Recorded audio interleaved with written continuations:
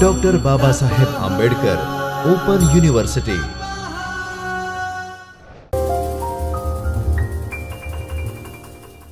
Namaskar students, welcome to the lecture series for the subject Mobile Operating System. I Dr. Himanshu Patel welcome you from the Chaitanya studio of Dr. Baba Saheb Ambedkar Open University. In last lecture we have discussed about what is process job and task, how process scheduling works, life cycle of process, and one important data structure used by process, which is called process control block or PCB. In today's lecture we will discuss about what is thread, process, difference between process and thread, what is multitasking, what is memory management, what are the security features required in process management, what is user management, and finally we discussed what is file management. Now let us begin our discussion with threading. So what is threading? While learning the basic concept of process management, we should know that the CPU executes one process at a time. It means CPU is single tasking, but the switching between process is so fast that we feel that it is multitasking. Now, while switching the process, the operating system requires storing the last value of attribute in PCB of the existing process and restoring the values from the attributes of PCB for an entering process. Now, this entire process is called context switching. In the process management, the context switching time is proportional to the frequency of process arrived in scheduling. High context switching time incurs in terms of the system performance. In the evolution of the operating system, the need of operating systems which can respond very fast and higher efficiency has increased. Now, both the requirement is fulfilled by the concept called threading. It is also called multi-threading concept. Now, before we start, let us try to understand what is thread. The thread is the path of execution within the process. A process can contain multiple threads. Thread has same property as the process has. The idea of parallel computing is achieved by multi-threading concept.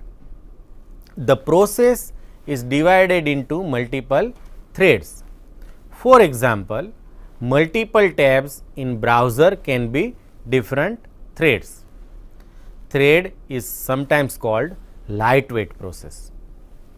The thread of same process can share some information of process like code section, data section, and status of system resources used.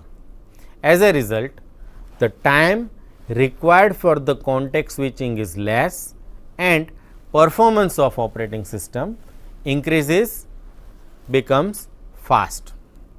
The main advantage of thread is that it minimizes the context switching time.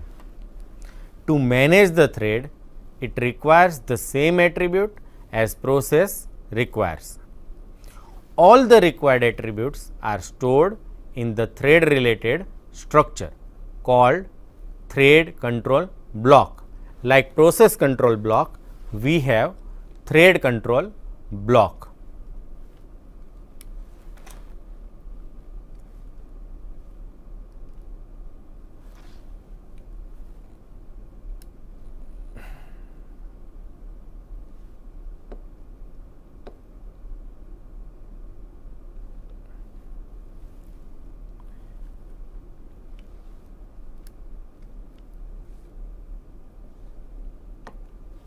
The names of attributes are thread ID, program counter, register state, priority, event information, scheduling information, and some pointers. Now, on screen you can see 3 threads within the process. Here you can see we have one process and there is a common code section, data section, and there are 3 threads. Each thread has its own stack, program counter, register, and thread related information. So, this is example of multiple threads within a single process which shares code section, data section, and other resources. So, thread are mainly implemented in 2 ways. One is called user thread, and user thread is managed by the application in the user space of operating system. It is created and managed by thread library, which is provided by the operating system. The thread library contains code for creating and destroying threads, for passing messages and data between threads, for scheduling thread execution, and for saving and restoring thread context. Second type of thread is called kernel thread. The kernel thread is managed by the kernel of the operating system. In the kernel space, kernel threads are supported directly by the operating system, and the kernel performs thread creation, scheduling, and management in kernel space. Now, let us try to understand the difference between process and thread. So, on screen you can see the difference between process and thread. We can say process requires more resources than thread, or thread requires fewer resources than process. Process switching needs interaction with operating system, while thread switching does not need to interact with operating system because they share common process. Multiple process cannot share data and code section, while thread can share data and code section because they belongs to same process. In multiple processes, each process operates independently from the others. Now, one thread can read, write, or change another thread's data with the help of synchronization. If process is in block state, it will not execute until the process is unblocked. But if one thread is blocked, a second thread of the same process can run. So, these are the major differences between process and thread. Now, let us try to understand multitasking. The multitasking concept is somewhat different from multi-threading. We have already discussed about the multitasking operating system in earlier lecture.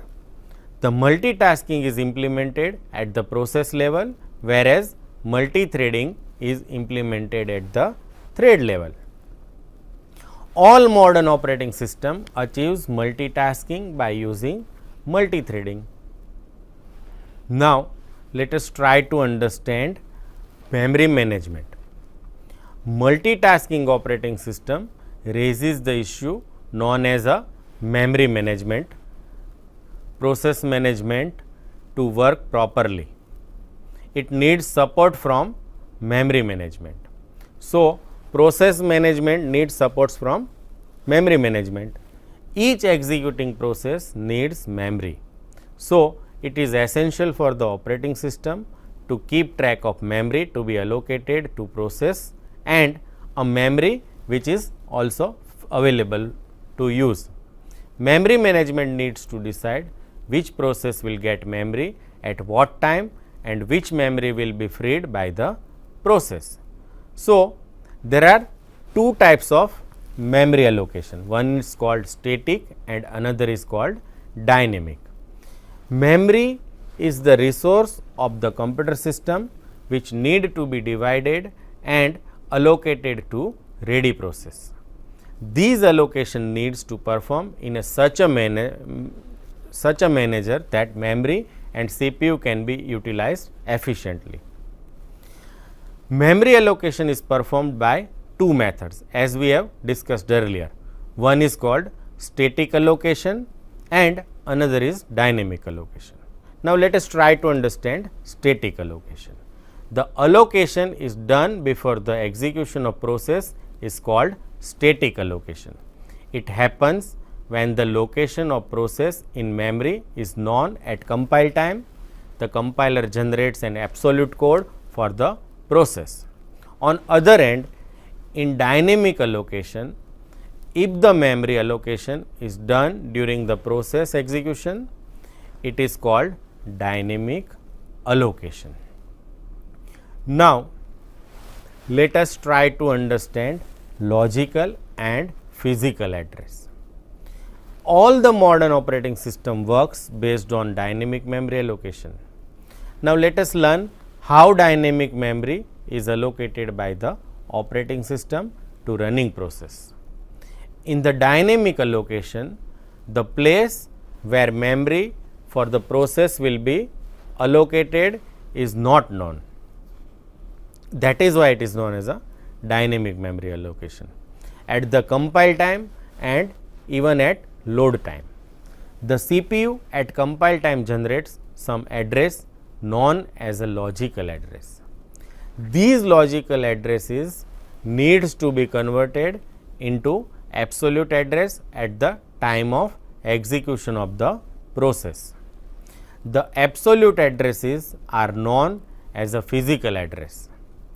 The dynamic memory management of operating system performs the conversion of logical address into some physical addresses through the dynamic memory allocation technique. Operating system allocates memory to process as and when it is required at runtime. It is the best way to manage memory dynamically rather than statically. Now, let us try to understand swapping. In modern operating system, due to multitasking at time, no memory is available for execution of new processes. In this case, the best solution is to take out a process from the memory and allocate the available memory to new process. Now, this process is called swapping. Here, new issues are raised as to which process should be taken out from memory and where it will be placed. Well, we can take out a process which has low priority or is blocked or stands last in the queue. The process will be placed it in secondary memory or hard disk. The action of taking out process from memory is called swap out and the process is known as a swapped out process. The action of bringing back the swap out process into memory is called swap in. The entire action is called swapping, swap out and swap in. A separate space in the hard disk known as a swap space is allocated by operating system to perform the swapping activity. Swapping is the technique which is used by the operating system to manage memory efficiently. Now, security is the most important parameter for the modern operating system. So, let us discuss about the objective of security and protection mechanism adopted by the operating system. Now, let us try to understand what are the security objectives. The basic security concept that need to be taken care by the operating system is confidentiality. Now, confidentiality refers to protection against disclosure of information to any unauthorized entity. The second is authentication. Authentication refers to validity of a message. It means the information received by the receiver has originated from a specific known source. Then third is integrity. Integrity refers to protection against the altered message in transmission. And we have authorization. Authorization refers to the process through which a requester is allowed to perform operation. Another term is availability. Availability refers to the information and communication services that are available for the user to 24/7. So, these are the security objectives. Now, let us try to understand what are the purpose of security. The lack of security could be extensive and can cause loss of information, corruption of data, privacy violations and so on. The main security problems are categorized in three parts. Now, we take one by one. The first problem is unauthorized disclosure. It is a threat to confidentiality of a system. In communication, an unauthorized node receives the sensitive data that are supposed to have been transferred between two authorized parties. This activity is known as a interception. An unauthorized entity may infer the information by observing the traffic in a network or from a database and disclose the same. It is also known as a inference. The second problem is deception. It is a threat to the integrity. An unauthorized entity may pose to be an authorized one and attempts to gain access of the system. This attack is known as an interception. A file or database may be altered or some data may be replaced with the false data. This attack is known as a falsification. A user may deny that he has sent or received data. This attack is known as a repudiation. Now, another problem is disruption. Disruption is a threat to the objective of availability. For example, a system receives so much data that the communication system is not able to handle them, thereby interrupting the operation on the system. This attack is known as a denial of service or DOS attack. Now, what are the protection mechanism for security problems? There are various kinds of resources available in the computer system and operating system need to implement effective protection mechanism to protect the resources. The protection mechanisms are based on two principles. The first principle is states that unless a user has a specific reason to access a piece of information, the permission to access is denied. Second is called principle of least privilege.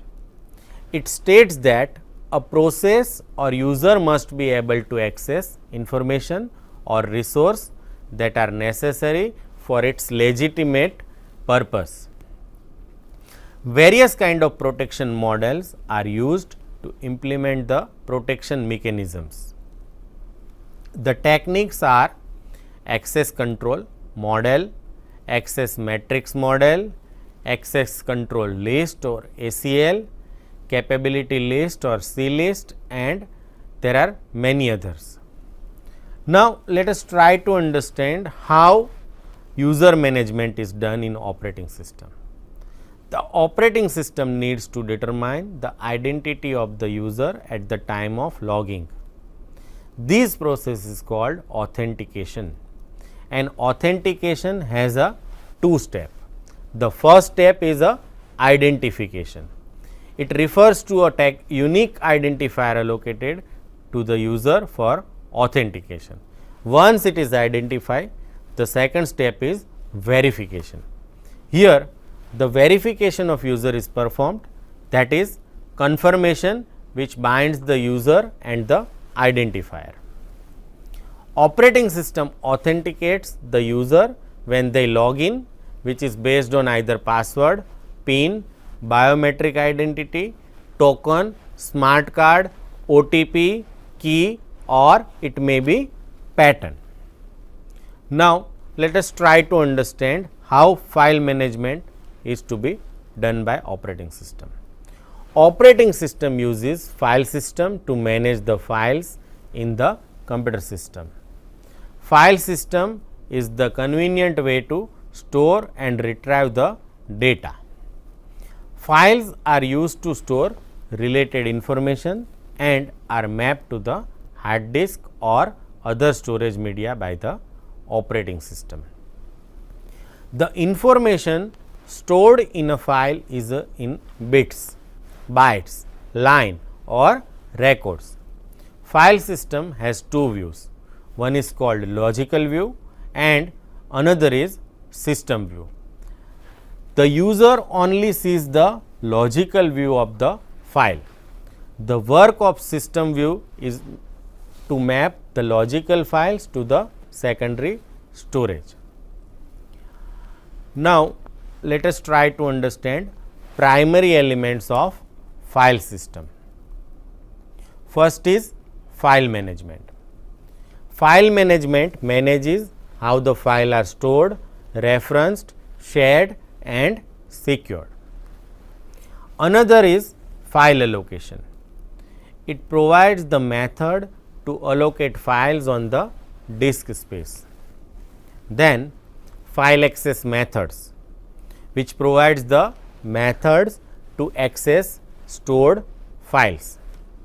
The files can be accessed by the any technique which is sequential file access. In sequential file access, file is accessed in the sequential manner. It means it can access in the same order as it is stored. The second access method is indexed sequential file access. It is a combination of sequential and random access mechanism. The key field is maintained in sequential manner. Based on key field, the pointer of main file moves to read write operation. Another type of access method is indexed file access. In this type of access, it is not necessary to store data in a file sequentially and to search the record by the key field. Here multiple indexes are there for each attribute by which the user can search a record in the main file. Another method is direct file access. Direct access is meant for random structure of secondary storage. So, let us try to conclude this lecture. In this lecture, we have discussed about what is thread, what are the difference between process and thread, how memory management is done, what are the security problems, how user management and file management is done. I hope you enjoy this session. Thank you and Happy learning.